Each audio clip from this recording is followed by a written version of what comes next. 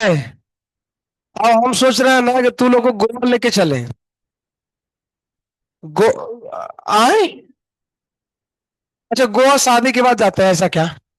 हाँ बोल रही है। ये पागल लड़की है रे। और हाँ बोल रही है।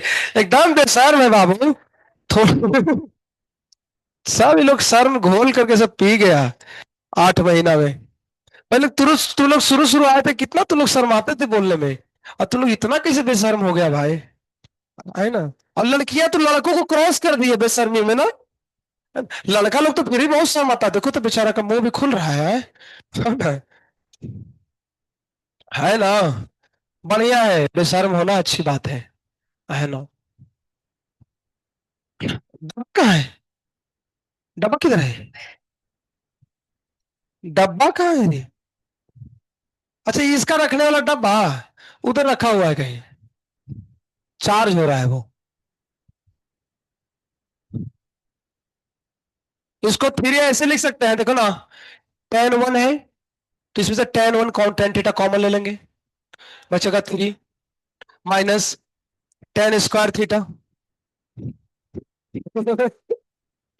इसको डिवाइड करेंगे 1 माइनस टेन स्क्वायर थीटा। इसको उलट देंगे, कट जाएगा।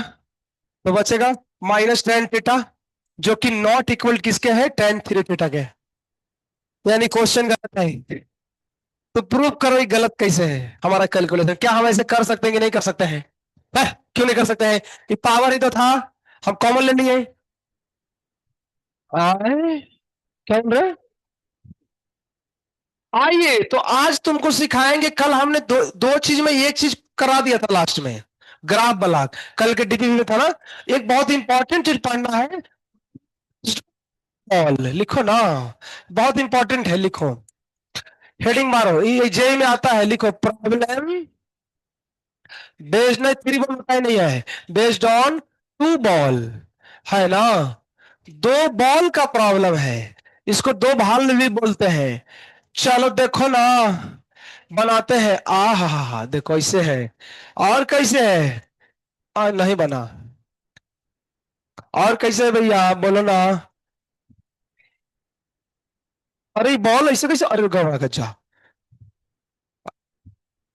बॉल साइज सेम होना चाहिए, नहीं तो गैस ट्रांसफर करो भैया। ठीक है। देखो, ये बॉल है, क्या है? बाउल है, बाउल। अब इस बॉल को बीच में कनेक्ट करने के लिए हमने पाइप लगाया है। आहा। ठीक है। बीच में खुला रखना बहुत जरूरी है, क्योंकि गैस ट्रांसफर नहीं होगा अगर खुला नहीं रहेगा तो। कैसे खोले, खोलो ना। आहा, ऐसे खोल दिए। ये ये ठीक है। इसको बंद कर देता हूं वापस। कैसे होगा रे? ए ई ई ई हुआ। अब इस बॉल में एक ओ लगा है बीच में ऐसे। ये खोलने कसने वाला है। जब इसको टाइट करोगे तो गैस आगे पीछे नहीं जाएगा। खोल दोगे तो गैस इधर से इधर ट्रांसफर होगा। ये पहला बॉल है B1 और ये B2। क्वेश्चन जरा निकालो तो, टैब लाओ ना मेरे को, कौन सा सवाल था? अच्छा इसमें है ना, इसमें इसमें है रे। इसमें है, पीडीएफ में भी है। डीपीपी में तो क्वेश्चन था ये, और ये पीडीएफ में भी है। कहाँ पे है ये पीडीएफ में कहाँ पे है, मैं बताता हूँ। ये कौन सा पीडीएफ खोली हो? अच्छा अच्छा अच्छा। सुनो ना, सुनो मैं बात बताता हूँ एक्चुअली। पीडीएफ वगैरह तुम लोग मत खोलो। ठीक है। तुम लोग खाली बोर्ड पे ध्यान दो, नहीं तो कंफ्यूजन हो जाएगा बिना मतलब में। पीडीएफ वगैरह मत खोलो। मैं पूरा यहाँ पे लिखता हूँ, मैं पूरा लिख रहा हूँ एक्चुअली, पूरा लिख रहा हूँ। पीडीएफ मत खोलो। पीडीएफ मत खोलो। सवाल लिखो तो। लिखो क्वेश्चन क्या ये है। 2 फ्लास्क, केमिस्ट्री में फ्लास्क बोलते हैं, हम लोग अपनी भाषा में बॉल बोलते हैं। है ना। Connected by valve. ये बीच में जो खोलने वाला है उसको क्या बोलते हैं? भाल्व। ये खोलने का काम करता है ना। ओके। देखो दोनों बॉल में कुछ कुछ रखा गया है, क्या है, कुछ कुछ है। ये कुछ कुछ क्या है देखो तो। इसमें 2.8 ग्राम नाइट्रोजन भरा गया है। 300 केल्विन तापमान पे भरा गया, एकदम गर्म है भैया, है ना। दूसरा में 0.2 ग्राम नाइट्रोजन है, इसमें 60 केल्विन टेम्परेचर है और 2 लीटर है, पूरा छापो एज इट इज। ठीक है जी, आगे लिखो सवाल। वेन, कलर इसको बदलो मत, गड़बड़ा जाएगा मामला फिर। When valve valve is open, then क्या, then फाइनल प्रेशर इज, कितना फाइनल प्रेशर होगा। इतना ही तो बात लगता है लिखा है, और तो कुछ है नहीं।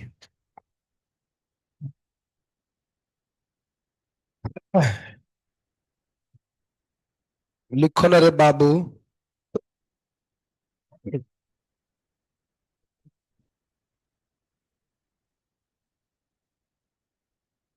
हाँ हुआ रे।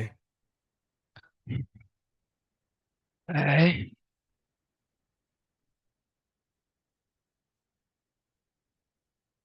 अरे भाल है तब, बाल बाल बोल रहे हैं लोग।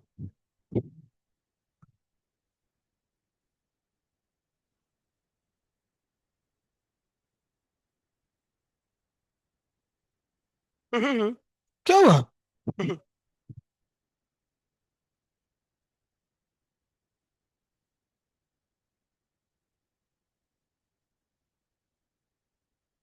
कौन नहीं दिखला है? नहीं दिख रहा रे।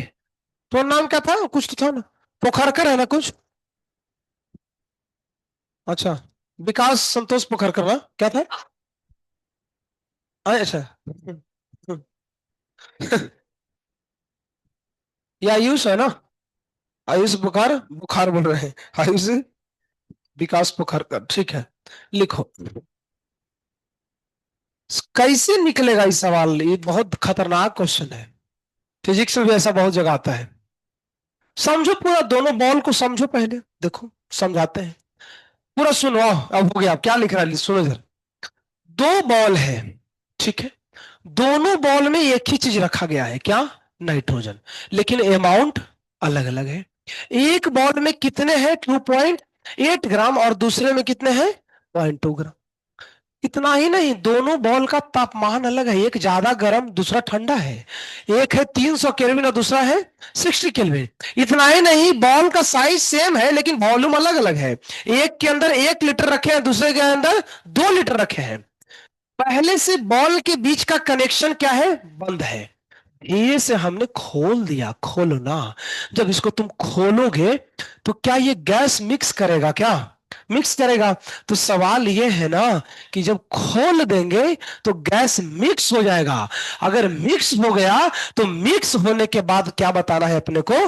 Final pressure. कैसे यहां तक पहुंचेंगे, तो ये तो समझना है। तो स्पेशल टॉपिक है। दो बॉल वाले क्वेश्चन आता है, फिजिक्स में भी आता है। उसमें जगह हो सकता है बॉल ना हो, दो चेम्बर हो ऐसे करके, स्क्वायर शेप का, ऐसा कुछ भी आएगा, कॉन्सेप्ट सेम लगता है। दो तरीके के कॉन्सेप्ट इसमें लगेगा, ध्यान से सुन लो। तो पहले लिखो हमारे साथ साथ, लिखो। In this type of problem, in this type of problem we use law of conservation of energy and law of, law of मतलब, इसमें law of conservation of energy लगता है। सब एक एक करके तुमको समझाता हूं पूरा, आराम से समझते जाओ। लिखो। एवले, बहुत बोल रहा है रे, लिखने पर ध्यान दो ना। है? क्या हुआ, सब कुछ भी बोल रहा है लोग। तो इसमें लगता है law of conservation of energy. सुनो ध्यान से, कैसे law of conservation of energy लगेगा, आइए सुनते हैं। हाँ, लिखो लिखो ना।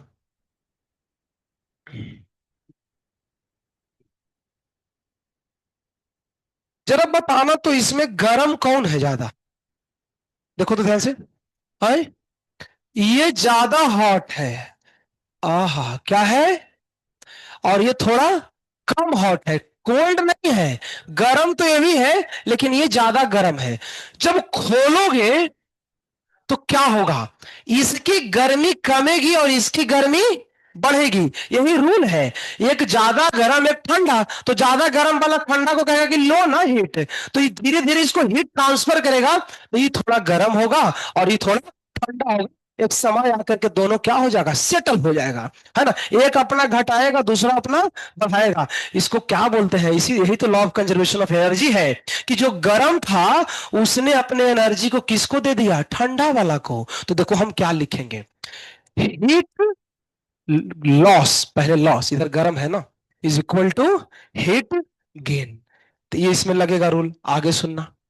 अगर तुम लिख रहे हो हीट लॉस, तो हीट का फॉर्मूला डेल्टा एच, केमिस्ट्री से कनेक्ट करो। क्या फॉर्मूला है, N C P delta T. तो हम लिखेंगे यहां पे एन वन, किसका मोल, मोल वन का मोल। इस अच्छा सीपी तो आई थिंक सेम होगा, क्यों, गैस दोनों सेम है, तो सीपी तो सीपी ही रहने दो। डेल्टा टी मतलब क्या होता है बताओ तो, चेंज इन टेम्परेचर, ध्यान से सुनना। इसका टेम्परेचर धीरे धीरे घटेगा ना, तो जो घटेगा यानी बाद वाला टेम्परेचर कम होगा कि ज्यादा होगा, और पहले वाला ज्यादा था। तो देखो किसी के पास पता नहीं तो है नहीं, इसमें तो सॉल्यूशन सब कुछ दिया हुआ है, छोड़ नहीं याद रहना दो, ठीक है। इससे पहले से टेम्परेचर है, देखो यार कलर कौन सा, इसमें कलर का ऑप्शन ही कम है, 300 है, तो देखो मैं लिखता हूं 300 माइनस टी एफ। हमने टी फाइनल को बाद में क्यों लिखा जरा बताओ तो, कम है। तो ध्यान रखना जहां पे हीट लॉस होता है ना, कुछ कई बार गलती होता है, कुछ लोग टीएफ पहले लिख देते हैं, लेकिन मैं समझाता हूं।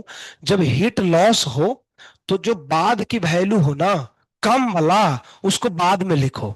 अब सुनो, उधर चलो चलो ना, क्या इधर मोल अलग आएगा, अलग आएगा क्योंकि इधर वैल्यू अलग है, सीपी। देखना ये धीरे धीरे गर्म होगा, तो इसका तो फाइनल टेम्परेचर क्या होगा, ज्यादा, मैंने 20 बोला लो, और तुमको भी पता नहीं 20 हो गया, तो फिर कैलकुलेशन क्यों कर रहे हैं।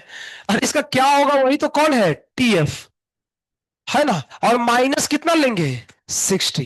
देखो अंतर समझ में आया, जो लॉस करता है उसमें फाइनल वाला बाद में लिखते हैं, और जो गेन करता है उसके फाइनल वाला पहले, क्यों, क्योंकि वो गर्म जब होगा ना, तो उसकी फाइनल टेम्परेचर पहले वाले से अधिक होगी, इसलिए उसको क्या लिखेंगे, पहले। जरा देखो तो कुछ कुछ तो होगा जिंदगी में। कट्टा, कट्टा, इसका मोल निकालो तो फटाफट कितना आएगा, 2.8 बाई 28, 300 माइनस टी एफ, ठीक है। इसका करो तो भैया 0.2 बाई 28, ये कितना आएगा, टी एफ माइनस 60। थोड़ा कैलकुलेशन है, बहुत नहीं है, दिमाग में कोई बोका रहेगा ना तो ये भाग देगा, इसको काट दो ना, सीधा सिंपल है। टीएफ निकालेगा, निकाला है इसमें, इसमें आता है आंसर, मैं लिखता हूं सीधा 284, ये आता है 284 केल्विन। इसका मीनिंग क्या हुआ, कि जब देखो इस सब कुछ समझते चलो, हड़बड़ाओ मत। मतलब जब बॉल जो था ये जब बंद था तो इसकी टेम्परेचर 300 थी और इसकी टेम्परेचर 60 थी। जब खोल दिया तो पूरी की टेम्परेचर कितनी हो गई, 284 खोलने के बाद। लेकिन ये नहीं निकालना है, निकालना कुछ और है, हमको टीएफ थोड़ी निकालना है, पीएफ निकालना है, फाइनल प्रेशर। तो टेम्परेचर से प्रेशर तक जाने के लिए पीवी इक्वल टू एनआरटी देखते हैं डाल के, कुछ हो सकता है, देखो तो पीवी इक्वल टू एनआरटी। तो पी इक्वल टू क्या होगा, एनआरटी बाई भी। तो जरा सुनो तो, एन मतलब क्या, क्या हम लिख सकते हैं एन के जगह N1 + N2, क्यों, बॉल जब खोल दोगे तो दोनों का मोल क्या होगा, मिक्स हो जाएगा, N1 + N2। आर अपने को पता है, और हमको लगता है पी इसको यहां यूज कर लेते हैं, जो हमने निकाला है टी बाद पहले वाला। और वॉल्यूम कितना होगा भाई देखो तो, 3, क्योंकि दोनों मिक्स होकर कितना हो जाएगा, 3 लीटर। तो अब तो आसान है, देखो कैलकुलेट करो, N1 की जगह कितना आया था, कितना धरे, 0.1 होगा ना, और ये कितना होगा, ये तो भाग देना पड़ेगा तुमको, इसको मैं कुछ लिख देता हूं, देखो इसको 140 लिख दो, ऐसे चलेगा, है ना। और आर, आर की वैल्यू किस यूनिट में लेंगे, थोड़ा सोचो तो, 0.08 ले या किस में ले, ये कैसे पता चलेगा, ये पता चलेगा वॉल्यूम से, वॉल्यूम का यूनिट कौन सा है, लीटर, तो इसका मतलब लीटर में लेंगे, कौन वाला, 0.08। 0.08 का सिंपलेस्ट वैल्यू मैंने सिखाया था मोल में, क्या था किसी को, 1/12। यहां लेंगे 284, डिवाइड किसे करेंगे, 3 से। प्रेशर किसमें आएगा, एटीएम में। काम खत्म, छाप लो। यही इतना सवाल था।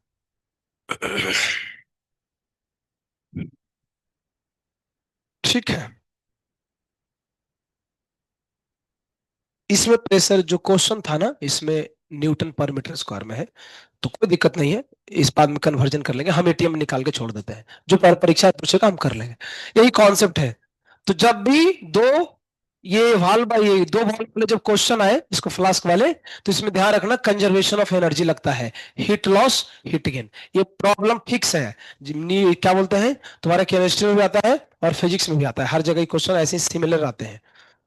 पीछे तो बहुत गर्मी लगता है रे, तुम लोग कैसे बैठते हो। अच्छा लगता है क्या गर्मी, पूरा गर्म मार रहा है पीछे से वो शीशा। एसी लगाए, एसी में ठंडा बहुत लगता है यार। एसी में नहीं रहना चाहिए। एसी में रहने से हड्डी कमजोर हो जाता है, पता है किसी को, नहीं पता है क्या। हड्डी कमजोर होता है एसी में रहने से। हाँ, फ्रैक्चर बहुत जल्दी, थोड़ा सा भी चोट लगा ना, बाद में शादी करोगे बीवी मार दोगी ना, मुंह टूट जाएगा साला के। हड्डी इतना कमजोर हो गया, इसलिए हड्डी मजबूत रखो, है ना। हड्डी मजबूत रखना है तो गर्मी में रहो। साउथ अफ्रीका के लोग जानते हैं, बहुत गर्मी वहां पड़ता है, उन लोगों का हड्डी बहुत मजबूत है। ऐसा।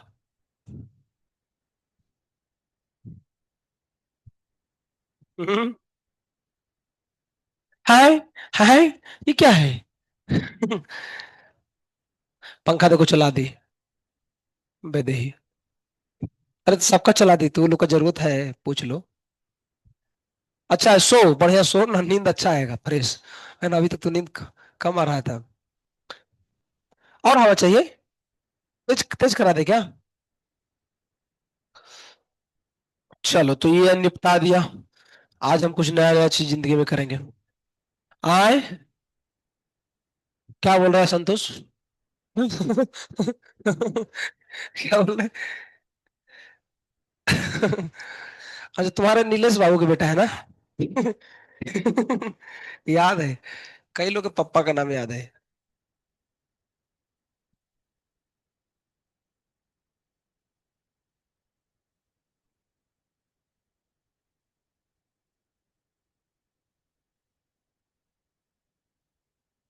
जल्दी लिखो, जल्दी जल्दी, लिखो ना, लिखो लिखो लिखो लिखो लिखो लिखो। कैलकुलेशन कैलकुलेशन बाद में कर लेना। आए, गैस अलग होगा तो क्वेश्चन आएगा ही नहीं। तो ये गैस अलग हो गया ना, तो मिक्स नहीं होगा, वो क्या होगा, रिएक्शन। आज पढ़ाएंगे, ये आ रहा है वो। रिएक्शन हो गया तो फिर बताना मुश्किल है, फिर लफड़ा हो गया। समझ रहे हो ना। देखो यार, मिक्स होना, दो चीज का मिलना, और रिएक्शन करना दोनों अलग है कि नहीं है। नहीं समझ में आया, ये समझो। जैसे दो लोग हैं, एक दूसरे से मिलते जुलते हैं, इसका मतलब ये नहीं कि शादी हो गया है, अभी सिर्फ मिलजुल रहे हैं, तो मिल रहा है। लेकिन ऐसा भी तो हो सकता है ना कि रिएक्शन हो जाए। हाँ, तो वो रिएक्शन होगा तो फिर मामला गड़बड़ हो जाएगा बहुत ज्यादा। तो अभी शादी नहीं करना है, बस मिलना है, ठीक है। चलो जी, आज सुबह सुबह एक पीडीएफ आया था, इसी पीडीएफ का मैंने काट करके भेजा था बीच में से। खोल दो वो, खोल दो, खोलो ना, खोलो। चलो, पढ़ते हैं पूरा, आज इसका एक्सप्लेनेशन करते हैं। खोलो ना, कहा तुम्हारा नहीं, ले टैब नहीं है उधर, क्या हो रहा है। चार्ज हो रहा है, बड़े घर से चार्ज करके लाना चाहिए टैब को तुम लोग को। खुला रे। पहले वाले बैच के अकॉर्डिंग ये पार्ट 3 था, लेकिन हमारे अकॉर्डिंग ये पार्ट 2 है ना। तुम्हारे में हमने उलट दिया है ऐसे करके। चिप चिप फिर कर रही है, चिप क्यों कर रही है। बढ़िया है। सुनो जरा ध्यान से, पूरा कथा है 10 मिनट का। इसमें पूरा कथा है, स्टार्टिंग में कथा है, कथा सुनते सुनते कई लोग का नींद भी आ सकता है ना, तो आग फोड़ देंगे हम, ठीक है। देखो इधर, चश्मा वाले लोगों को नींद कम आता है, मैं एक चीज देखा हूँ। चश्मे वाले लोग कभी सोते नहीं है, मैंने देखा चश्मे वाले लोग सब जागे रहते हैं, क्योंकि उनके 4 आंख है ना। चश्मा वालों नहीं, बहुत खतरनाक होता है, पता है कैसे। हम लोग एक सर थे, वो चलो बुढ़ा था लेकिन बहुत खतरनाक था, कोई और नहीं, वही सर, पता है ना। हाँ ठीक है। ये चश्मा निकालो तो हम बताते हैं थोड़ा सा। एक्सपेरिमेंटली। वो इतने खतरनाक थे, एकदम घटिया आदमी। सलाह देखो, ऐसे चश्मा बहुत भार पड़ रहा है। पता है, कॉपी चेक करते थे, मान लो आगे बैठे हैं, तो उससे पहले तो यहाँ तक ऐसे लगाएंगे, और ऐसे करके कॉपी चेक कर रहे हैं, और हम लोग गधा लोग पीछे बैठते थे, तो ऐसे करके ऐसे देखते थे, तो हम लोग को लगता था कि नीचे देख रहे हैं, और ऐसे करके देखना है तो आम आदमी देखेगा तो लगेगा कि सर नीचे देख रहा है ना। जैसे जो नहीं लगाता उसको तो पता चल जाता है कि ऊपर देख रहा है। और उनका चश्मा थोड़ा सा डार्क होता था, मतलब आंख नहीं दिखता था, तो ऐसे करके पकड़ लेते थे कहाँ दिख रहा है, इसे कैसे करके, है ना, फिर नीचे कर लेते थे। चश्मा वाला लोग है ना, इसका चार आंख का सही में रियल फायदा उठाते हैं, क्योंकि ये आंख तो नीचे देखता है, लेकिन रियल वाला कहीं और देखता है, ऐसे करके। और फिर पकड़ के बड़ी मार मारते थे। वो पता है, बोर्ड मिटाने वाला एक डस्टर आता है, पहले पढ़े होगे तुम लोग तो, फेंक के नहीं मारते थे, बोले फेंक के मारते थे, पागल बोले क्या। उसके पीछे लकड़ी होता है वुडन, उसको बोलते, हम लोग बोलते थे हाथ ऐसे करो। अब बहुत जोर से मारते थे यार, इतना जोर से मारते थे ना, इसीलिए हम सोचे कि रुको साला कांड करना पड़ेगा कुछ, है ना। तो बहुत मारते थे हम लोग को। तुम लोग को फेंक के मारते थे, तुम भाई वैसे फेंक के मारने वाले, इसीलिए तो हम लोग को इज्जत से मारते थे, हाँ, लेकिन मारते थे। चलो आओ, ए बाबू, नीलेश के बेटा, आगे देखो, इधर आगे देखो, तुम जरा। तो आज की क्लास में हम लोग चर्चा करेंगे सेकेंड लॉ ऑफ थर्मोडायनामिक्स। नहीं करेंगे, ये मधुरा बोले नहीं करेंगे, हम करेंगे अभी चर्चा। सुनो, इसके पहले हम क्या पढ़े थे, फर्स्ट लॉ ऑफ थर्मोडायनेमिक्स। चलिए, पूछताछ थोड़ा जिंदगी में करना जरूरी हो जाता है कभी कभी। चलो बोलो भैया, फर्स्ट लॉ ऑफ थर्मोडायनेमिक्स में फार्मूला कौन सा था, तो बोलो जी। बिल्कुल सही जवाब, thank you very much. Okay, first law of thermodynamics में डेल्टा एच का एक फार्मूला है, बोलो श्रेया तांगड़कर, श्रीकांत तांगड़कर की बेटी। बोलो, बोलो बोलो, क्या पूछा था फार्मूला, डेल्टा एच का ना, डेल्टा एच का फार्मूला बोलो। नहीं मिल रहा है ना, हो गया, तू बोलो,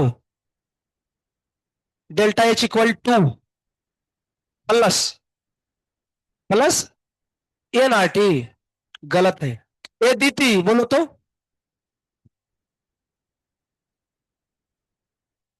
डेल्टा एन आर टी था, डेल्टा है, कि बोले 50 बार देखिए पीछे और बोलती है। इसका मतलब अगर देखा जाए, देखो भैया, तो फर्स्ट लॉ ऑफ थर्मोडायनेमिक्स में हम क्या पढ़ रहे थे, change in internal energy, delta U, delta Q, W, ये सब कैसे निकालते हैं, ये चालू हो गया इधर, सुनो, चलो गया। आगे तुमको बोले तो बैठने के लिए ना, आगे बैठो ना, आगे आगे बैठो ना बाबू, आगे बैठो। हाँ ठीक है। लेकिन अब एक सवाल है, देखो, हमको अगर डेल्टा एच डेल्टा यू सब निकालना है तो हम पढ़ लिए हैं कैसे निकालते हैं, हमने बहुत सारे सवाल भी किए, हमने किए, पता नहीं तुम लोग किए, हमने तो किया है। ठीक है, पांच कॉम्पिटिटिव भी हमने सॉल्व किया है बोर्ड पे, 3 बैच में, मैंने 15 बार। ठीक है, लेकिन अब एक क्वेश्चन आता है कि अगर कोई रिएक्शन इस नेचर में हो रहा है यूनिवर्स के अंदर में, तो वो रिएक्शन नेचुरली हो रहा है या नॉन नेचुरल, नॉन नेचुरली कुछ होता ही नहीं है, अननेचुरली हो रहा है ना। मतलब वो चीजें नेचुरल है या फिर अननेचुरल है, ये कैसे पता चलेगा। मान लो जो होना था हो गया, लेकिन हमको पता कैसे चलेगा कि वो अपने से हुआ या हमने किया है। अगर हमने किया है तो नेचुरल नहीं है, और अगर अपने से हो गया है तो क्या है, नेचुरल है। ये जो अपने से हो जाता है इसको बोलते हैं नेचुरल, लेकिन थर्मोडायनेमिक्स की भाषा में इसको नेचुरल नहीं बोलते हैं, इसको स्पॉन्टेनियस बोलते हैं। तो एक शब्द है, देखो उस पीडीएफ में कहीं दिखेगा, स्पॉन्टेनियस। स्पॉन्टेनियस का मतलब जो अपने आप होता है, जिसको करने के लिए हमें कोई मेहनत नहीं करनी पड़ती है, और जिसको करने के लिए मेहनत करना पड़ता है उसको क्या बोलते हैं, नॉन स्पॉन्टेनियस। तो सेकेंड लॉ ऑफ थर्मोडायनेमिक्स क्यों शास्त्रों में वर्णन किया गया, सुनो। क्योंकि दुनिया में कई ऐसी घटनाएं हैं जिसको करने के लिए हमको मेहनत करना पड़ता है, जिसमें मेहनत करना पड़ता है उसको क्या बोलते हैं, नॉन स्पॉन्टेनियस। और जो अपने आप हो जाता है उसको क्या बोलते हैं, स्पॉन्टेनियस। इसी की चर्चा करने के लिए आविष्कार किया गया किसको, सेकेंड लॉ ऑफ थर्मोडायनेमिक्स को। आगे सुनना, मेरा वचन है पूरा। देखो टिफिन हो गया, थाली तुम लोग खिचड़ी जाके खा सकते हो, ठीक है ना। आगे सुनो, लेकिन बहुत सारी बातें हैं। पहली बात तो यह है कि कुछ एग्जाम्पल लेते हैं नेचुरल प्रोसेस का, जैसे छत के ऊपर, हाँ है? क्या कर रहा है गुरु, सर्दी आ गया है। लो, पहाड़ पे चढ़ा तो ज्यादा चढ़ गया। देखो, छत के ऊपर कौन है? नहीं, छत के ऊपर पानी है ना, छत के ऊपर पानी है, और पानी को हम नीचे लाना चाहते हैं, तो क्या हमको बहुत मेहनत करने का जरूरत है? ढकेल दो ऐसे करे खाली पैर से, गिर जाएगा नीचे। लेकिन अगर पानी को छत पे भेजना है, बहुत मेहनत है। मोटर लाओ, बोरिंग करो, 4 दिन बोरिंग करने में लगेगा, फिर उसमें पाइप डालो, है ना, फिर करंट लाओ, फिर चढ़ाओ ऊपर पानी, ऊपर में बीच में अगर पाइप फट गया तो नहीं चढ़ेगा। पाइप फटना नहीं चाहिए। ये सब कुछ मेहनत करेंगे तब जाके पानी चढ़ेगा छत पे। देखो, पानी छत से गिराना था तो आसान था, इसको बोला स्पॉन्टेनियस, क्योंकि हो गया, हमने कुछ खास मेहनत नहीं किया। देखो पतवा से रही है। लेकिन पानी को जब ऊपर भेजना था, हमने मेहनत किया, तो ये क्या कहलाएगा? Non spontaneous. तो स्पॉन्टेनियस और नॉन स्पॉन्टेनियस में बेसिक डिफरेंस क्या है? जिसको करने के लिए हमें कुछ एफर्ट डालना पड़ता है। बहुत सारी एग्जांपल्स दूंगा, तुमको मजा आएगा ये पढ़ने में, आओ सुनो। मान लो तुमको जेई निकालना है, मान लो कि निकालना ही है, कुछ और थोड़ी निकालना है, जेई ही निकालना है।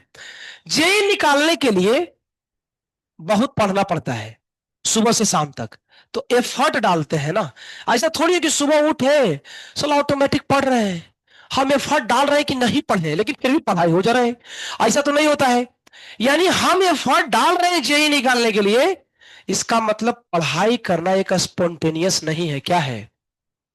लेकिन तुमको नहीं पढ़ना है तो कोई एफर्ट डालना है? कोई एफर्ट कुछ करना ही नहीं है, सोए रहो, कुछ भी करो। तो अगर जेई नहीं निकालना है ना, तो उसके लिए कोई दिमाग वगैरह लगाने की जरूरत नहीं है। ऑटोमेटिक जेई नहीं निकलेगा, तुम कुछ मत करो। तो वो है स्पॉन्टेनियस। तो हम जिसमें मेहनत नहीं डाल रहे हैं और जो अपने आप हो रहा है, स्पॉन्टेनियस है। इतना ही नहीं, जो स्पॉन्टेनियस होता है ना, जो अपने आप हो जाता है, उसके होने के कई तरीके हैं। और जिसको करने में मेहनत होता है, उसको करने के एक ही तरीका है। जैसे जेई निकालना है, तो एक ही तरीका है, पढ़ो, दूसरा कोई तरीका नहीं है। तो ये नॉन स्पॉन्टेनियस है। लेकिन जेई नहीं निकालना है ना, तो बहुत तरीका है। क्या तरीका है? दारू पीना चालू करो, गांजा पियो, भांग पियो, बैंक लूटो, लड़कियों का अपहरण करो, लड़कों का भी तुम लोग कर सकते हो, है ना, है, दोनों को बोलते हैं, है ना, वो करो। किसी को ट्रेन से चलते हुए धक्का दे दो, छत पर से कूद जाओ, बहुत से चरस पियो, बहुत सारा तरीका है। कॉफिन पियो, कॉफिन जानते हो ना, है ना, एलएसडी भी ड्रग्स होता है। ये सब ड्रग्स है, जो बाहर जाओगे विदेश में ना, अमेरिका वगैरह, तो वहां मिलेगा ये सब, है ना। क्या? व्हाइटनर पियो, बॉन्ड फिक्स आता है, पता है? हाँ, उसको पियो, फेविक्विक पियो। है ना। तो ये कई तरीका है जिसके माध्यम से तुम जेई नहीं निकाल सकते हो। मतलब जो स्पॉन्टेनियस है, ड्रग्स कोई पीता है ना, तो उसको मेहनत नहीं करना पड़ता है कि यार ड्रग्स पीने के लिए हम सुबह से साला कोशिश कर रहे हैं, यार पी ही नहीं पा रहे हैं, नहीं, साला पी लेता है बहुत इजीली। क्योंकि जो चीजें नेचुरली होती है ना, वो हमेशा डिसऑर्डर डायरेक्शन में होता है। डिसऑर्डर समझ रहे हो? डिसऑर्डर और ऑर्डर। डिसऑर्डर मतलब ना गलत डायरेक्शन उसको बोलते हैं। तो रॉन्ग डायरेक्शन में जितनी चीजें होती है ना, वो ऑटोमेटिक होता है। उसके लिए जिंदगी में मेहनत नहीं करना पड़ता है। और जिंदगी में जिसके लिए मेहनत करते हैं, वो नॉन स्पॉन्टेनियस है, और वो ऑर्डर में होता है। और भी तुमको समझाता हूं। मान लो तुमको शादी करना है, मैं सही इसको देख के बोल रहे हैं, सॉरी। ठीक है, मान लो किसी को शादी करनी है, ठीक है, सबको शादी करनी है ना, शादी करना ही है। तो शादी के नाम लिए साला ये क्यों बंद हो रहा है, बोलो ना। देखो, किसी को शादी करनी है, तो आजकल के लौंडे लोग शादी नहीं करना चाहते हैं। ठीक। आजकल के लोग शादी नहीं करना चाहते हैं। जरा ध्यान से सुनो क्यों, मैं तुमको बताता हूँ। ये एक्सप्लेनेशन थोड़ा बाद में लेते हैं, एक तो बात पहले, पहले एक काम करो, ये 5 लाइन पढ़ लो ऊपर का। ये एग्जाम्पल अगले पढ़ाओ में। ये ऊपर ऊपर का 5 लाइन पढ़ दो, सेकंड लॉ ऑफ थर्मोडायनेमिक्स के नीचे जो लिखा है।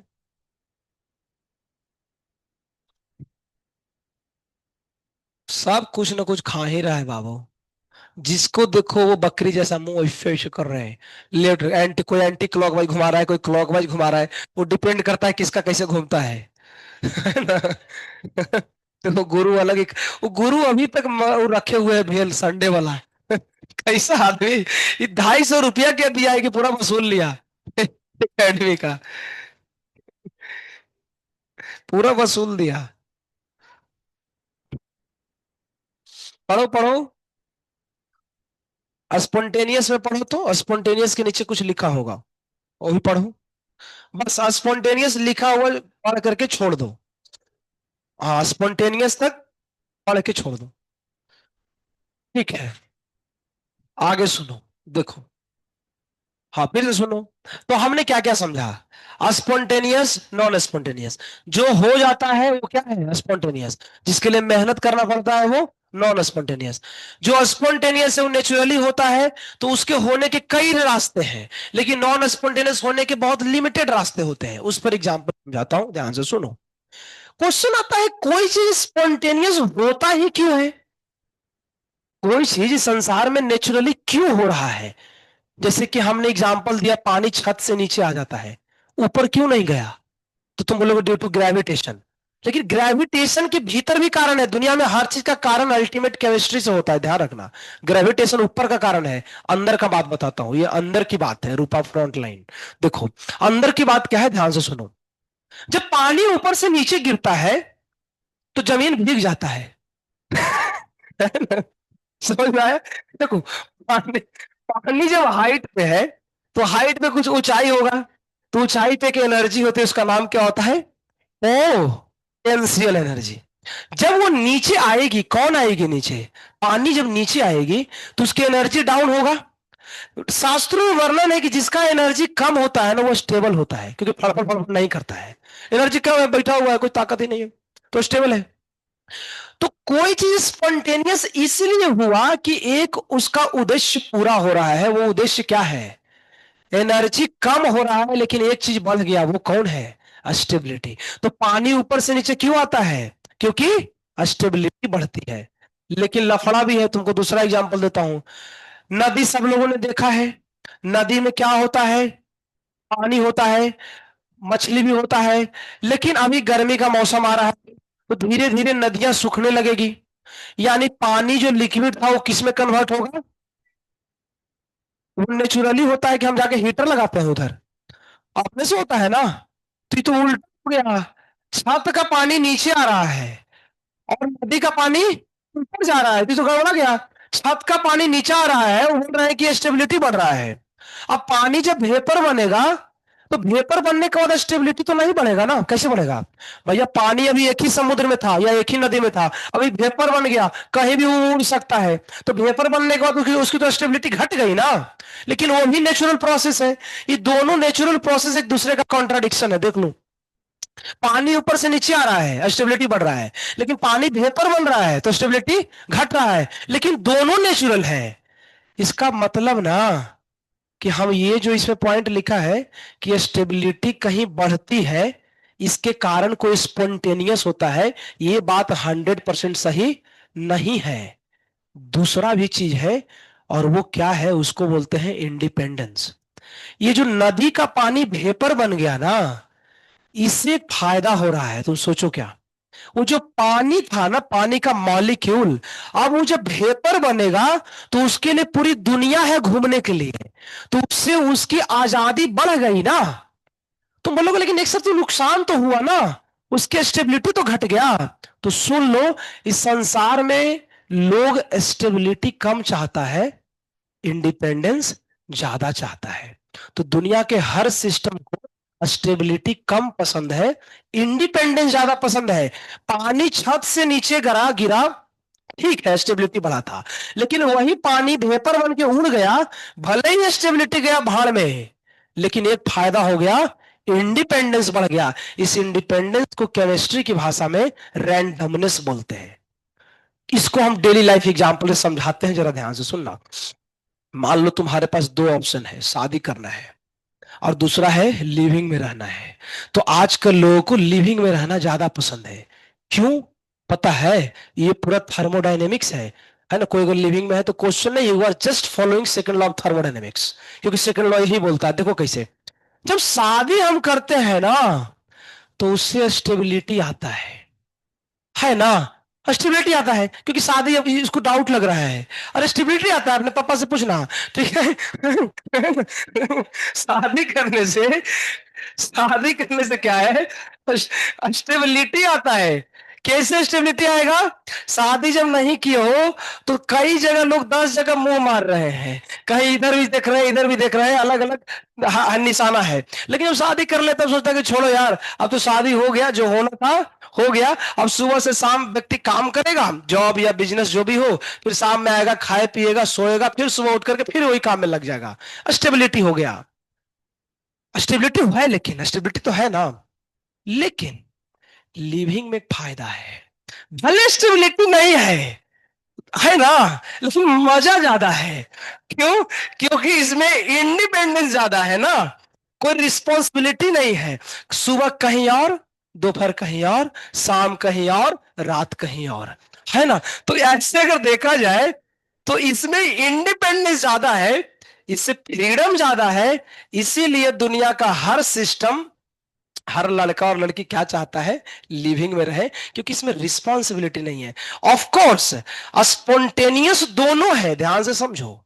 स्टेबिलिटी बढ़ा तो भी स्पॉन्टेनियस था, यहां स्टेबिलिटी घट रहा है लेकिन इंडिपेंडेंस बढ़ रहा है, तो भी स्पॉन्टेनियस है। लेकिन दोनों की अगर तुलना करके देखा जाए ना, तो स्टेबिलिटी को लोग वैल्यू नहीं देते हैं। तो सबसे अल्टीमेट जो फैक्टर है ना, वो है रैंडमनेस।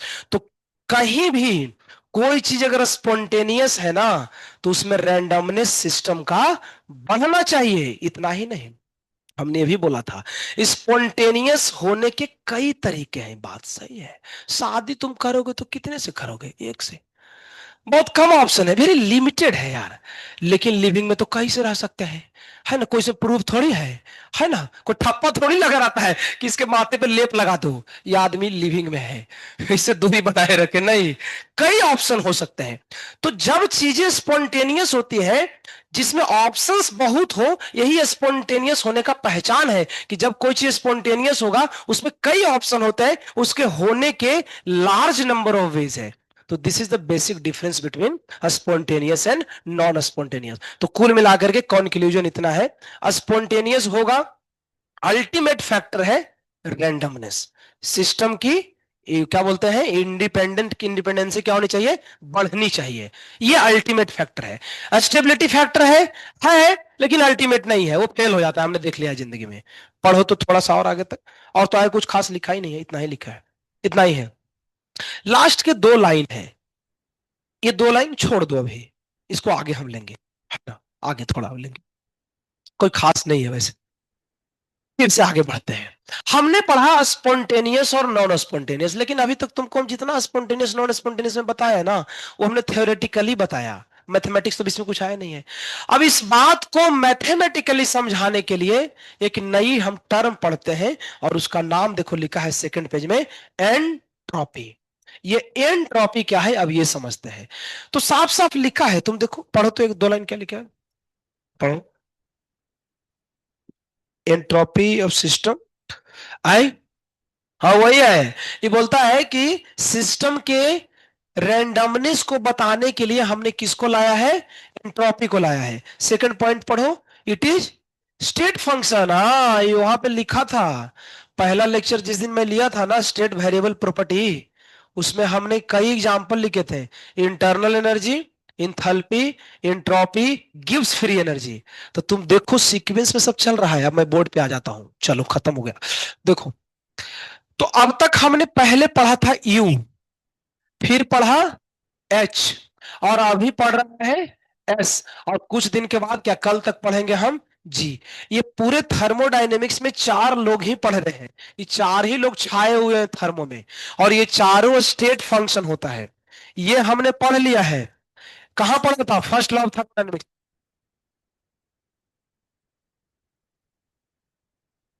हेलो, हाँ, ये भी हमने पढ़ लिया है, ये अभी हम पढ़ेंगे। पढ़ो, उसमें तीसरा पॉइंट पढ़ो तो क्या लिखा है, अब्सोल्यूट। ये याद किसी को आ रहा है, इसकी अब्सोल्यूट वैल्यू नहीं निकलता था, उसको निकालने के लिए हमने कौन सा लॉ पढ़ा था? First law, delta U Q plus W. इसकी भी एब्सोल्यूट वैल्यू नहीं निकलती है, और इसके लिए ये फॉर्मूला था delta H delta U plus P delta भी, ये बहुत सारे थे फॉर्मूले, लेकिन ये सबसे अलग है, इसकी एब्सोल्यूट वैल्यू निकलती है। अब तुम पीडीएफ बंद कर दो, खत्म, पीडीएफ बाद में पढ़ लेना, ठीक है? अब पूरा बोर्ड पे देखो बस, अब बोर्ड पे सुनो। चलो अब हम चर्चा करते हैं इंट्रोपी, तो सिर्फ बोर्ड पे एक्सप्लेन करूंगा, बाकी में पीडीएफ हम रीड कराएंगे। तो अभी हम चर्चा कर रहे हैं इंट्रोपी की। सुनो, ये क्या है इंट्रोपी, हमने कुछ तो समझा है। इसको समझने के लिए हम एक घड़ा लेते हैं। क्या लेते हैं? घड़ा। इस घड़े में कौन है? पानी है, पानी है, ठीक है? ये पानी कितने डिग्री तापमान पे है? 5 डिग्री सेल्सियस। इसको हौले हौले, कैसे कैसे? हौले हौले गर्म करना है। जब गर्म करोगे तो इसका टेम्परेचर बढ़ेगा। बढ़ाते बढ़ाते हम इसको लेके चले गए कहां पे? 100 पे। ध्यान से सुनो, जब 5 डिग्री सेल्सियस पे ये पानी था और इसको नीचे से हमने आग लगाया, तो धीरे धीरे टेम्परेचर बढ़ेगा।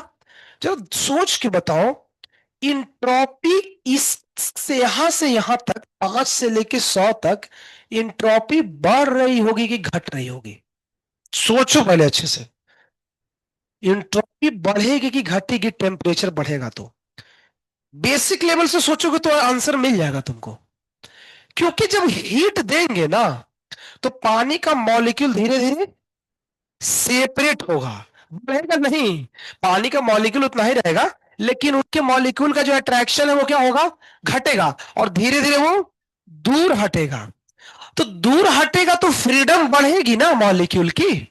और अभी पढ़े, अगर फ्रीडम बढ़ता है तो रैंडमनेस बढ़ती है, और रैंडमनेस से किसको रिप्रेजेंट करता है? एंट्रोपी को। इसका मतलब है कि ग्रेजुअली इसकी एंट्रोपी क्या होगा? बढ़ेगा। तो पहला बात पता चल गया कि एंट्रोपी कैसे बढ़ता है? टेम्परेचर को बढ़ाने से। चलो आओ, वो जो सो रही है मारो उसको खींच करके कान पे, ठीक है? उधर देखो, अभी बढ़ाते बढ़ाते देखो कहां पे आ गया है टेम्परेचर? 100 पे। अभी भी हम गर्मी देना बंद नहीं किए हैं, और गर्म कर रहे हैं। लेकिन जब हम देखें कि 100 डिग्री पे हम गर्म कर रहे थे ना, तो अब टेम्परेचर नहीं बढ़ा।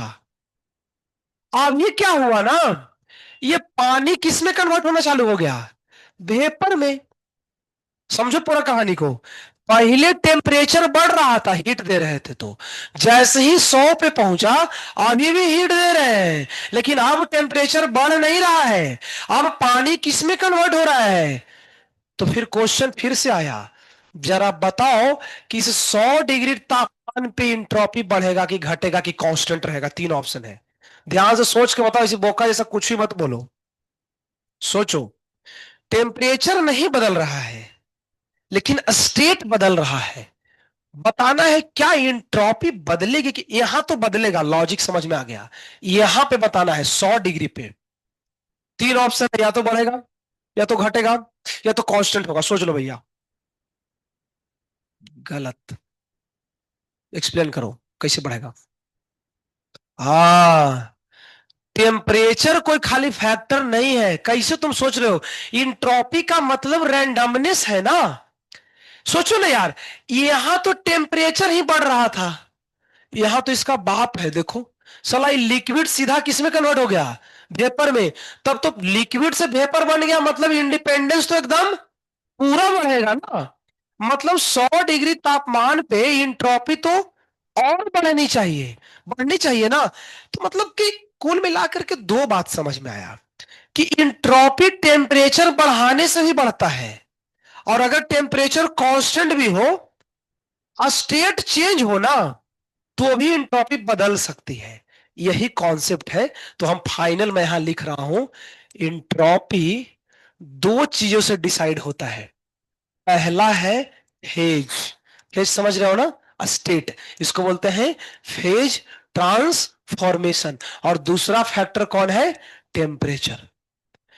अब सुनो एक एक करके, पीडीएफ मत देखना, फिर एक बार हम सब पीडीएफ पूरा पढ़ लेंगे। जब फेज बदलेगा ना, जैसे कि हम बताए ना 100 डिग्री पे पानी वेपर में कन्वर्ट हो रहा है, उस दौरान इसकी फॉर्मूला क्या होता है ये याद रखना पड़ेगा।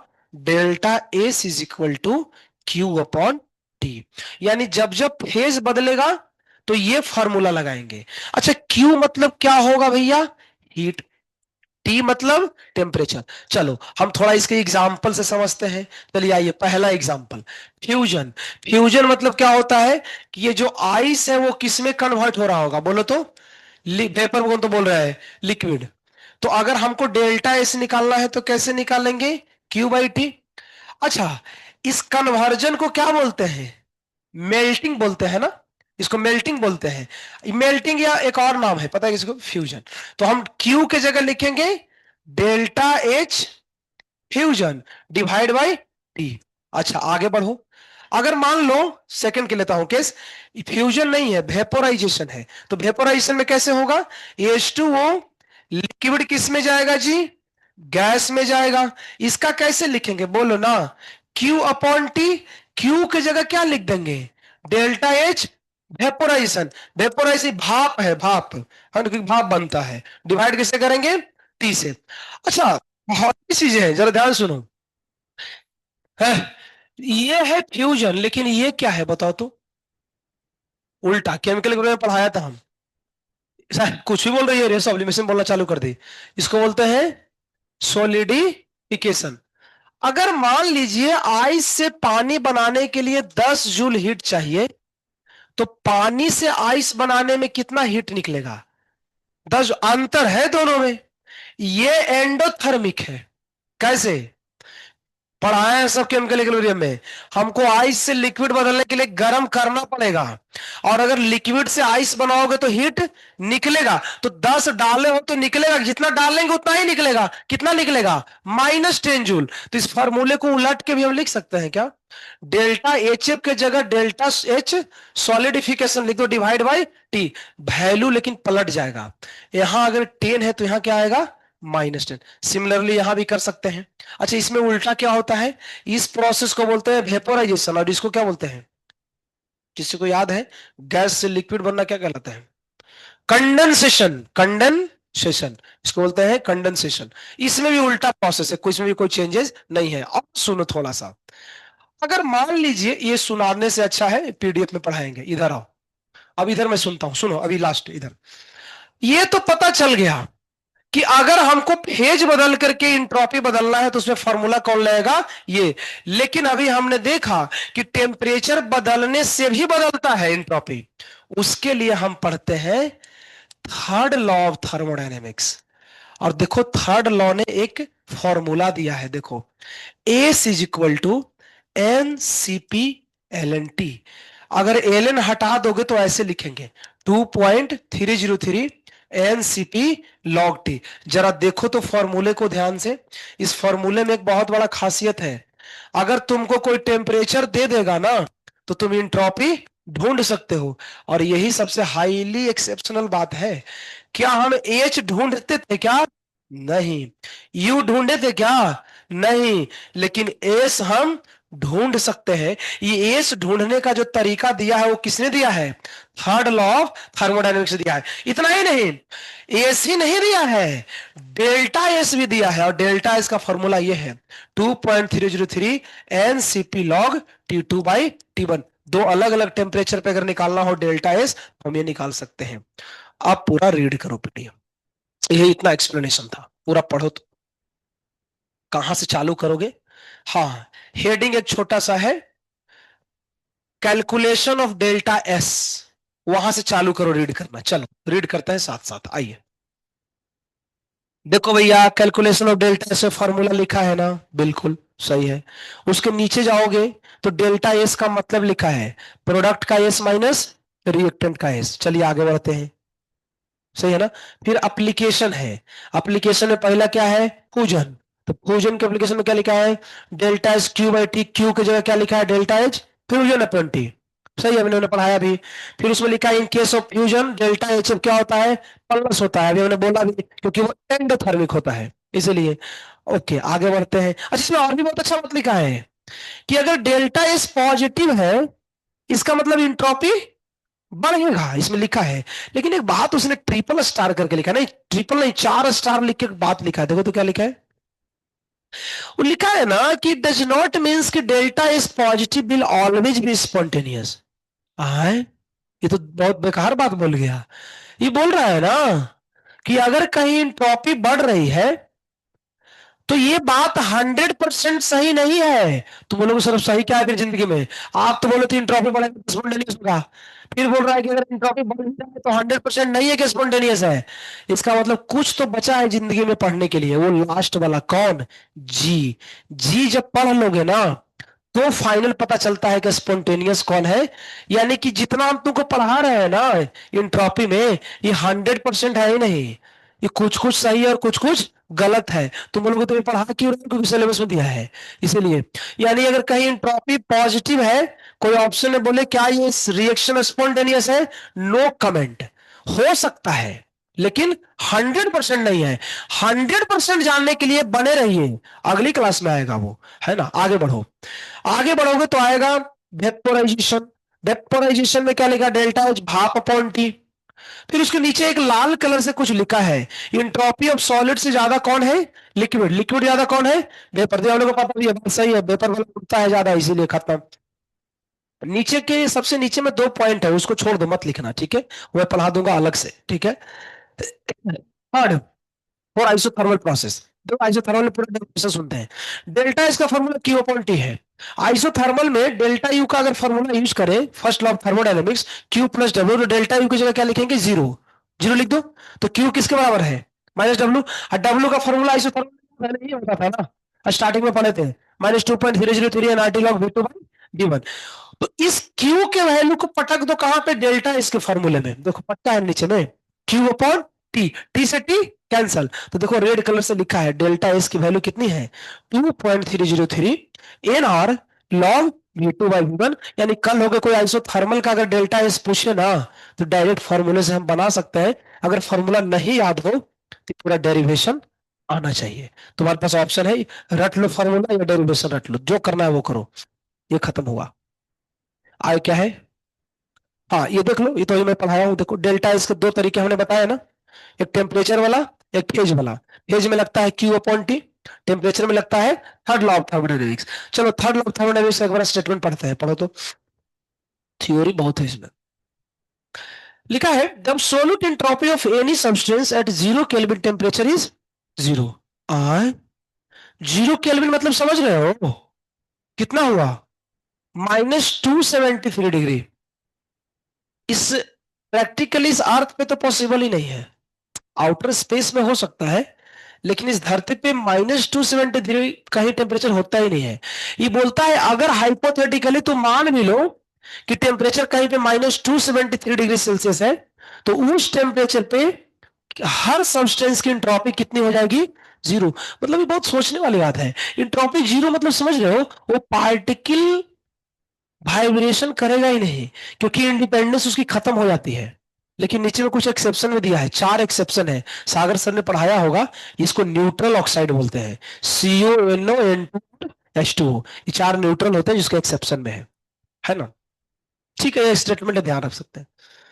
फिर फॉर्मूला नीचे लिखा है, मैंने लिखा बोर्ड पे देखो, है ना, S is equal to, formula याद रख लो, ठीक है। टू डिफरेंट टेम्परेचर भी मैंने फॉर्मूला लिखा है, देखो वही लिखा है ना। तो फॉर्मूला तो हर जगह लिखा है जिंदगी में। आगे आओ, ये जो कंबाइंड फार्मूला लिखा है किसी काम का नहीं है, तुम चाहो तो लीव कर सकते हो, जेई में से सवाल नहीं आते हैं, मैंने ऐसे लिखा दिया था, फालतू का फालतू का है। नीचे है इंटीग्रल फॉर्म। इंटीग्रल फॉर्म किसका है? थर्ड लॉ का।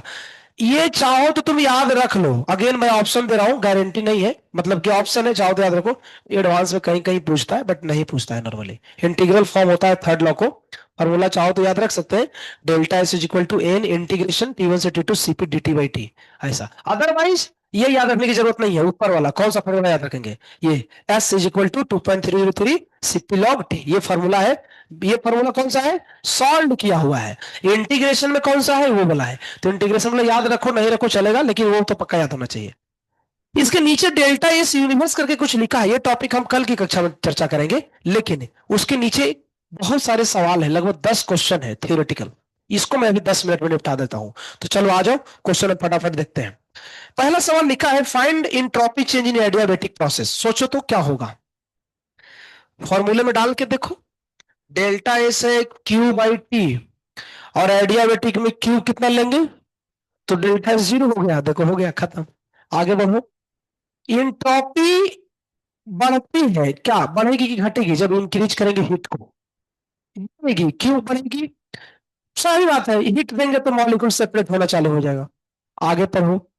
और मिक्सिंग ऑफ गैसेस, गैस को मिलाने से इंट्रोपी का क्या होता है? क्यों? हाँ क्यों, ये एक्सप्लेनेशन बहुत इंपॉर्टेंट है। गैस मिक्स करने से इंट्रोपी क्यों बढ़ता है? नहीं, इसको प्रूफ करो कि दो गैस मिलने से इंट्रोपी बढ़ गया, क्यों, कैसे? हम तुमको बताया, तुमको कंफ्यूज कर देते हैं। मान लो एक सिलेंडर है, उस सिलेंडर में गैस था, हम ऊपर से दूसरा गैस उसमें और ठूस ठूस के भर रहे हैं। कैसे भर रहे हैं? ठूस ठूस के भर दिए उसके अंदर पूरा। तो दो गैस एक साथ भर दोगे तो यार वो कोलिजन करना चालू करेगा ना, तो उसकी इंडिपेंडेंस बढ़ेगी कि घटेगी? घटना चाहिए, ही तो बोल रहा है बढ़ रहा है। इसका मतलब गलत तरीके से हम भर रहे हैं, ये नहीं है। एक्चुअली दो गैस को मिक्स करने का मतलब ये नहीं होता है ना कि एक सिलेंडर में भरा है तो दूसरा तो भरोगे। दो गैस को मिक्स करने का मतलब होता है, इस रूम में गैस एक्स है और एक और गैस बाई है बगल के रूम में, बीच से दीवार को तोड़ दो, इसको बोलते हैं मिक्सिंग। क्यों, फायदा इसमें क्या है? अभी जो इस रूम का गैस था ना, उसको घूमने के लिए सिर्फ यही रूम था, लेकिन जब दीवार को तोड़ देंगे तो उसको घूमने के लिए दोनों रूम हो गया। आई मीन कि वो जो गैस था ना बाई, उस बाई को भी घूमने के लिए दोनों गैस हो गया, दोनों रूम हो गया। तो ये गैस उधर जाएगा, वो गैस इधर आएगा, और दोनों एक दूसरे में क्या करेगा, मिक्स करेगा। इससे एंट्रोपी क्या होगी, बढ़ जाएगी। ये अंडरस्टैंडिंग है सोचने का, ऐसे सोचना चाहिए। क्लियर हुआ? आगे देखो। फिर आगे लिखा है solid and liquid is mix in solvent. अब सोचो, सॉलिड और लिक्विड को सॉल्वेंट में मिक्स करेंगे, एग्जांपल ले लो चीनी। चीनी को पानी में मिक्स करेंगे तो एंट्रोपी बढ़ेगा कि घटेगा? सोचो, चीनी को मिक्स करोगे तो चीनी सॉलिड थी, अभी पानी में मिक्स हो गई तो मिक्स हो घुल गई। अभी सॉलिड थी तो सॉलिड को घूमने का मौका नहीं था, पानी में मिल गई तो घूमने का मौका ज्यादा मिलेगा, इसका मतलब एंट्रोपी बढ़ेगा। लेकिन उसमें एंड करके कुछ और भी लिखा था। अगर लिक्विड, यदि तो सोचना पड़ेगा, लिक्विड को सॉल्वेंट में घोल रहे हैं, मतलब एक लिक्विड को दूसरे लिक्विड में घोल रहे हैं, इसकी एंट्रोपी कैसे बढ़ेगी? वो तो ऑलरेडी लिक्विड है। समझ में बात है ना? सॉलिड का बढ़ाव समझ में आया कि हाँ सर सॉलिड में तो ठीक है, सॉलिड से लिक्विड बन गया क्योंकि घोल दिए। लेकिन एक लिक्विड को दूसरे लिक्विड में घोल रहे हैं, उसका एंट्रोपी कैसे बढ़ रहा है, कैसे बढ़ेगी? सेम गैस की तरह। हाँ अगेन सोच तो सही रहे हो, सही सोचे हो। हम ऐसे सोचते हैं, मान लो अपने पास इतना बड़ा शीशी है और उसमें दारू है। क्या है? दारू, छोटा सा शीशी है। उस दारू को एक बाल्टी पानी में मिला दिए, है ना? तो दोनों है लिक्विड है, लेकिन एक बाल्टी पानी में दारू को मिलाओगे तो दारू जो है वो ज्यादा घूमेगा अच्छे से। ऐसे सोच सकते हो, तो जो सोच रहे हो वही बात है लगभग। और आगे बताओ। व्हाट एवर देन, क्या होगा जब गैस को सॉल्वेंट में घोल देंगे? सोचो। देखो गैस तो ऑलरेडी इंडिपेंडेंट था भैया, और तुम उसको घोल दिया है पानी के भीतर, तो उसका तो तुमने आजादी को क्या किया, छीन लिया ना। तो उसमें तो डेल्टा एस क्या होगा, पक्का निगेटिव होगा। वो तो गया घर में चला गया, जा नीचे जाओ। अब फिर से पूछता है इसमें से किसकी एंट्रोपी ज्यादा है? बहुत सारे सवाल में रखा हुआ अच्छे अच्छे। 0.1 एम यूरिया और 0.2 एम यूरिया, बताओ। मतलब दोनों की मोलैरिटी अलग अलग है कि 0.1 है, किसकी ज्यादा होगी किसकी कम होगी? थोड़ा थिंक करो इसके ऊपर कि मोलैरिटी को वैरी करने से एंट्रोपी कैसे वैरी होगा। सोचो, कंसंट्रेशन है मोलैरिटी मतलब, बताओ। सोचो सोचो सोचो, 0.1 है, 0.2 है, तो इसने तो रिलेशन लिखा है कि एंट्रोपी इनवर्स है कंसंट्रेशन के साथ, कैसे? सोचो। देखो, अगर 0.1 एम है और एक 0.2 एम है, तो 0.2 लेने से मोलैरिटी बढ़ेगा तो कंसंट्रेशन बढ़ेगा, तो पानी के भीतर अमाउंट बढ़ेगा ना। ये अमाउंट बढ़ेगा तो धक्का मुक्की करेगा ना, उसको घूमने का मौका। अब भैया एक तो एक गिलास पानी है, एक चुटकी नमक डालो और कोई 4 चम्मच नमक डाल दिया, तो एक चुटकी नमक सिर्फ डालेंगे ना तो वो ज्यादा फ्री मूवमेंट करेगा। 4 चम्मच डाल दोगे तो कम फ्री रहेगा। तो कंसंट्रेशन बढ़ाने से इंडिपेंडेंसी घट गई। क्यों? कंसंट्रेशन बढ़ाने से धक्का मुक्की होने लगा अपने आप में। इसीलिए इनवर्स है। यानी जिसका कंसंट्रेशन कम होता है उसकी एंट्रोपी अधिक होगी। चलिए जी आगे बढ़ते हैं। फिर लगातार सवाल है, सुनते जाओ। इसमें से बताना है एंट्रोपी किसमें प्लस और किसमें माइनस है, बताओ तो। पहला, CaCO3 टूट करके बन गया, ये इसमें तो बोला है प्लस है। क्यों प्लस है?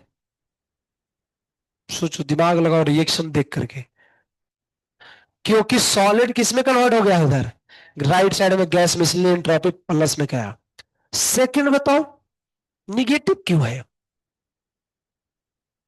सॉलिड नहीं है, सब गैस है, फिर निगेटिव क्यों है?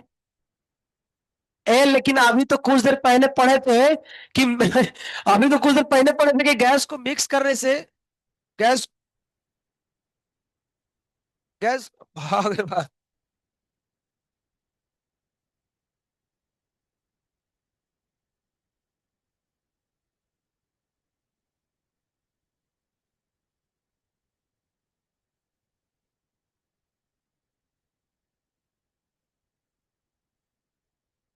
Hello, hello. हाँ, लेकिन अभी तो कुछ देर पहले हम बोले थे ना कि गैस को मिक्स करते हैं तो एंट्रोपी बढ़ता है। तो ये तो साला घट गया कैसे? बोलो बोलो ना। मिक्स किए थे, यहाँ मिक्स नहीं हुआ है, क्या हुआ है? रिएक्शन हुआ है। अभी हम बोले थे मिक्स होना और रिएक्शन होना अलग है। साथ लेकर घूमना और उसे शादी कर लेना, दोनों में फर्क होता है। तो मिक्सिंग वो है, साथ लेके घूमना है। और ये हो गया शादी। शादी हो गई तो फिर तो मिल गया भैया। और शादी होने से ही इंडिपेंडेंस क्या होगा, खत्म हो जाएगा। इसलिए क्या हो गया, निगेटिव। तो मिक्स जब जब हो गए ना बढ़ेगा, मजा आएगा उसमें। अब शादी कर लिए तो हो गया निगेटिव, एकदम लॉजिकली फिट बैठ रहा है बाबू। तीसरा पढ़ो, सेम ही बात है, देख लो, है ना? तो देख लो, लेकिन चौथे में देखो तो, तुम्हारा ओ में गया तो वो प्लस कैसे हो गया? आई नहीं नहीं नहीं नहीं। ओ जो बनता है ना, वो दो ऐसे एटम मिलके बॉन्ड बनाते हैं।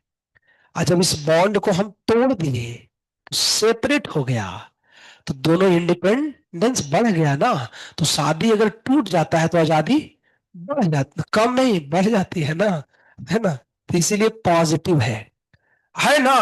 बॉन्ड ब्रेक हुआ ना, पॉजिटिव। पांचवा, पांचवा पॉजिटिव क्यों है सोचो। क्योंकि लेफ्ट साइड में सॉलिड लिक्विड सा और राइट में क्या है, हाँ, तो फायदा हो रहा है उधर जाने से जिंदगी में। छठा देखो, लिक्विड से गैस बन गया, पॉजिटिव होगा, कोई समस्या नहीं है। सातवां देखो, क्यों ये पॉजिटिव कैसे हो गया?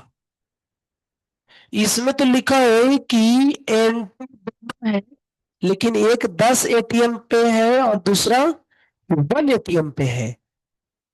तो प्रेशर कम कर, दबाए तो जोर से छोड़ देंगे, है ना, फैल गया, है ना? तो फैल गया इसलिए क्या हो गया, पॉजिटिव। आठवां तुमको याद रखना पड़ेगा, उसका एक्सप्लेनेशन नहीं है, सिलेबस से बाहर उसका एक्सप्लेनेशन है।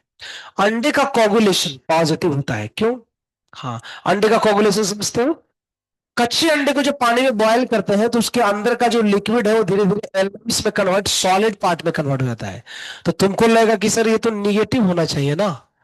नहीं, वही तो, ये इसका एक्सप्लेनेशन बायो वालों को पता चलता है, तुम लोग रट लो, ठीक है? नहीं, तुम्हारा आएगा भी नहीं, टेंशन क्या ले रहे हो। नाइन देखो, ग्रेफाइट से डायमंड बनना निगेटिव है, क्यों? टेम्परेचर क्या है, ग्रेफाइट से डायमंड का स्ट्रक्चर ज्यादा हार्ड होता है, तो ज्यादा जोर से पकड़ लिया ना मॉलिक्यूल, इसलिए क्या हो गया, निगेटिव। और स्ट्रेचिंग ऑफ रबर, रबर को स्ट्रेच करते हैं तो भी क्या होता है? कोई सब पूछेगा जो नहीं, सब टाइम पास है, फालतू वाला काम ही सब मत करो, है ना? एक सवाल है, इस पेज में नहीं, अगले पेज के पहला क्वेश्चन करके भागो, खत्म। Calculate entropy change for the conversion. पूरा छाप लेना, पहले मुझे सुनो सुन लो। आज पता है कहां तक छाप के लाना है तुमको, मैं बता ही देता हूँ। ये जो पेज है ना, कौन सा पेज जिसमें ये क्वेश्चन लिखा है, देखो तो, calculate entropy change for the conversion of 1 gram ice into water.